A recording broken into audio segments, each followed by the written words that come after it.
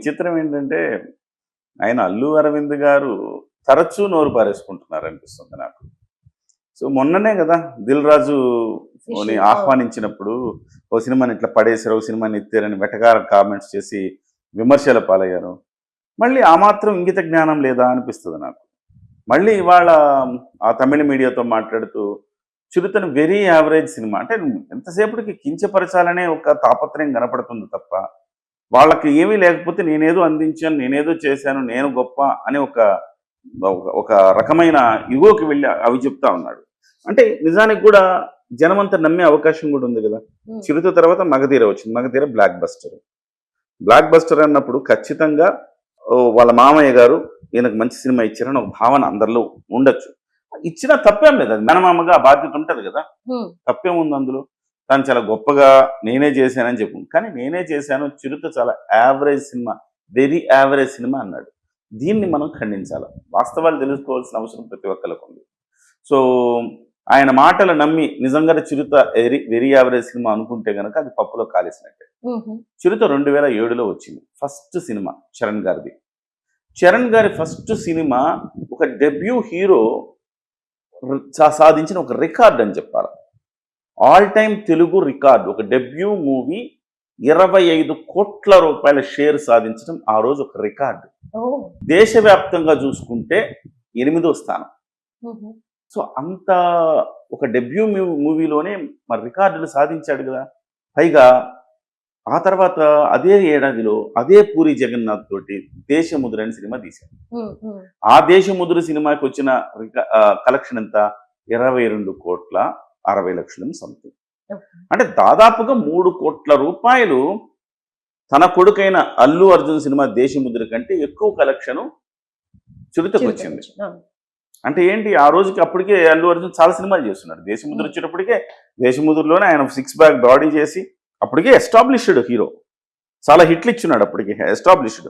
So, ఒకే same year, same director, వీళ్ళిద్దరు హీరోలకు వచ్చిన సినిమాల్లో 'చిరుత'నే టాప్. హ్మ్. సో, అటువంటప్పుడు 'చిరుత'ని వెరీ యావరేజ్ సినిమా అని ఎలా అంటారు? ఓకే. Point number 1. సో, కాదు, అబద్ధం చెప్పాడు, పక్కన పెడదాం. 'మగధీర' సినిమా నేనిచ్చాను. నువ్వెవరయ్యా ఇవ్వటానికి? నాకు అర్థం కాదు. నువ్వు 'మగధీర' సినిమా ఇవ్వటానికి ఆయన ఏదో ఒక రాజమౌళి లాంటి డైరెక్టర్ని తీసుకొచ్చాను, అట్లా పెట్టి ఇట్టు పెట్టి ఇచ్చానంటే అది తప్పు. అది కూడా తప్పు. పాయింట్ నెంబర్ 2, అది కూడా తప్పు. ఎందుకు తప్పు అంటే, రాజమౌళి గారు ఒక ఇంటర్వ్యూలో చెప్పారు.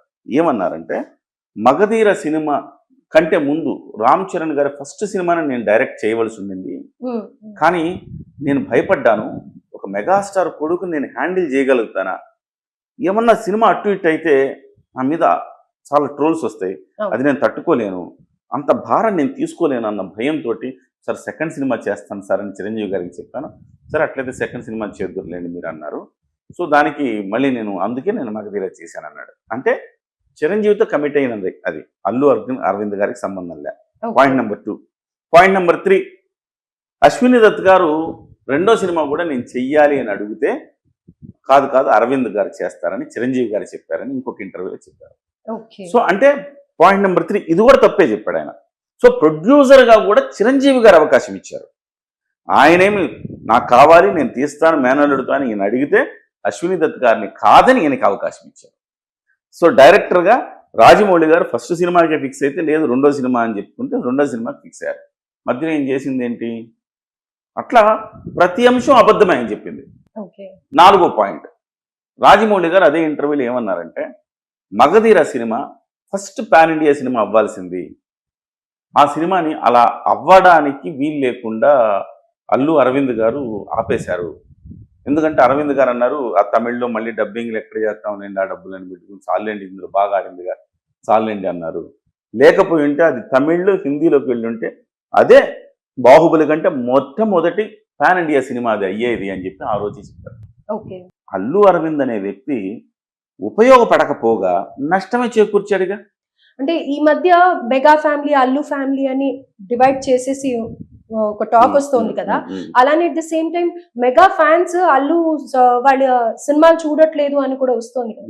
సో అలా మెగా ఫ్యామిలీ మెగా ఫ్యాన్స్ ని ఇంప్రెస్ చేయడానికి ఏమన్నా ఈ విధంగా మాట్లాడారని అనుకోవచ్చు. మెగా ఫ్యాన్స్ ఇంప్రెస్ ఎట్లయితారు? అంత మరి తెలివి తక్కువ వాడు వాళ్ళ హీరోకి అంత మంచి సినిమా వాళ్ళ ఇచ్చాడని హీరోకి అంత మంచి సినిమా